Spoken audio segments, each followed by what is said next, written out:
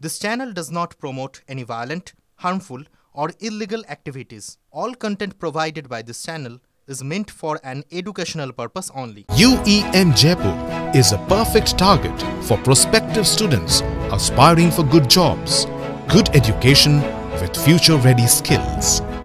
দেখছেন টিভি 9 বাংলা, আমি আত্রি আপনাদের সঙ্গে।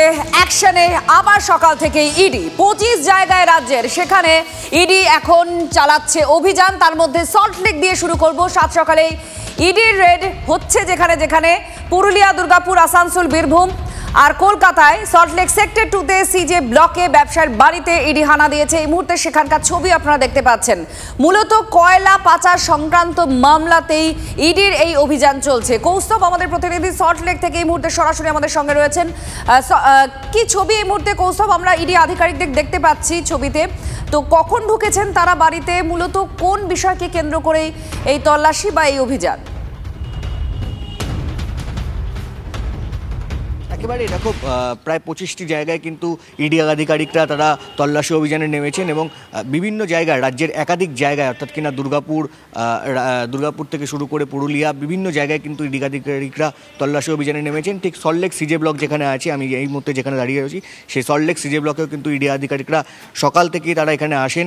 এক ব্যবসায়ীর বাড়িতে তারা তল্লাশি অভিযান করছেন। মনে করা হচ্ছে যে কয়লা পাচার যে মামলা, সেই কয়লা পাচার মামলায় ইডি আধিকারিকরা এখানে এসছেন এবং তারা এখানে তল্লাশি অভিযানে নেমেছেন এবং সকাল থেকে কিন্তু এখানে যে ব্যবসায়ী রয়েছেন সেই ব্যবসায়ীকে তারা জিজ্ঞাসাবাদ করছেন। অর্থাৎ কিনা প্রায় রাজ্যের যে 25টি জায়গায় বা রাজ্যের যে একাধিক জায়গায় ইডি আধিকারিকরা কয়লা পাচার মামলায় যে তল্লাশি অভিযানে নেমেছেন, তাতেই কিন্তু মনে করা হচ্ছে যে সল্টলেকের যে সিজে ব্লক রয়েছে, সেই সিজে ব্লকের যে ব্যবসায়ীর বাড়ি, সেই সিজে ব্লকের ব্যবসায়ীর বাড়িতে এখানে তারা এসছেন এবং তারা তল্লাশি চালাচ্ছেন এবং এখানে তার যে পরিবারের লোকজন আছে সেই তারা সবার সঙ্গেই তারা এখানে তারা কথা বলছেন, আলাদা করে ডেকে তারা কথা বলছেন এবং সকাল থেকে ফুল অ্যাকশন মোডে ইডি আধিকারিকরা। একেবারে আমরা সেই ছবি দেখাচ্ছি। উৎসব নজর রাখো, আপনারা দেখছেন সল্টলেকের এক ব্যবসায়ীর বাড়িতে ইডি এখন হানা দিয়েছে। তল্লাশি চালানো হচ্ছে, জিজ্ঞাসাবাদও চলছে। 5 জন ইডি আধিকারিক তার বাড়ির ভেতরে আর কেন্দ্রীয় বাহিনী বাড়ির বাইরে রয়েছে। এই নিয়ে মোট 25 জায়গায় রাজ্যের, সেখানে ইডি অভিযান চলছে একযোগে। আর কয়লা পাচার মামলায় রাজ্য জুড়ে অ্যাকশন মোডে এখন ইডি। বিভিন্ন জায়গায় ছড়িয়ে ছিটিয়ে তারা একসঙ্গে এই অভিযান চালাচ্ছে। যেমন পুরুলিয়া আছে, দুর্গাপুর আছে, আসানসোল, বীরভূম আর সল্টলেকের ছবিতে আপনাদের দেখাচ্ছি।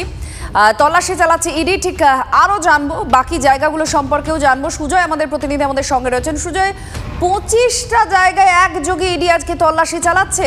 কি কি তথ্য, কোন মামলাকে কেন্দ্র করে, কিসের জন্য এই তল্লাশি?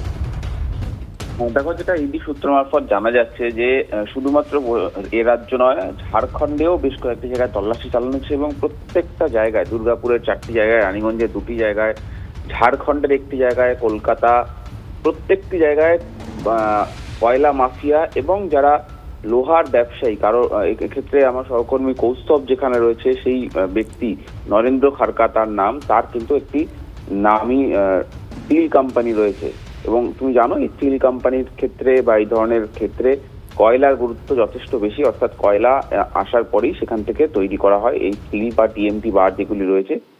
সেক্ষেত্রে এই কয়লা পাচারের সূত্রেই তল্লাশি, এমনটাই সূত্র মারফত জানা যাচ্ছে। 25টি জায়গায় একযোগে তল্লাশি এবং সল্টলেকের যে ব্যবসায়ীর বাড়িতে এই মুহূর্তে ইডি রয়েছে, যেখানে আমার সহকর্মী কৌস্তব রয়েছে, এই ব্যবসায়ীকে আগে ইডি দপ্তরেও তলব করা হয়েছিল বলে সূত্র মারফত জানা যাচ্ছে। ফলে যেটা জানা যাচ্ছে যে কয়লা পাচার সংক্রান্ত মামলায় একেবারে তেড়ে ফুড়ে তল্লাশি এবং এই যে এতগুলি জায়গায় একসাথে তল্লাশি, এবং সেটার জন্য কিন্তু একটা বিশেষ টিম গঠন করেছে ইডি।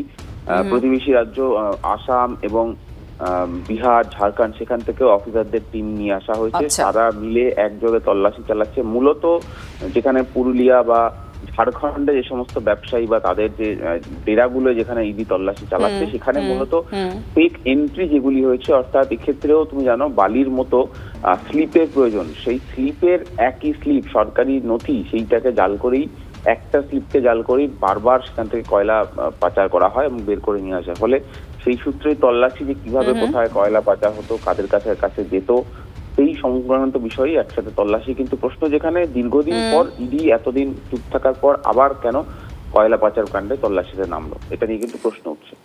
ধন্যবাদ সুজয়, আমাদের প্রতিনিধির সঙ্গে ছিলেন। এবং এই ইডি বা কেন্দ্রীয় এজেন্সি তল্লাশি নিয়ে একাধিকবার রাজনৈতিক স্তরেও নানান প্রশ্ন উঠেছে যে এদেরকে অপব্যবহার করা হচ্ছে, কেন্দ্রীয় এজেন্সিকে ব্যবহার করা হচ্ছে কোনো না কোনো রাজনৈতিক উদ্দেশ্য নিয়ে। ঠিক ভোটের আগেই এই ধরনের তল্লাশি চালানো হয়, একটা রাজনৈতিক উদ্দেশ্যই এর পেছনে আছে বলে সরব হয়েছেন এই রাজ্যের শাসক দল এবং অন্যান্য রাজ্যের শাসক দল, বিরোধীরাও সরব হয়েছে।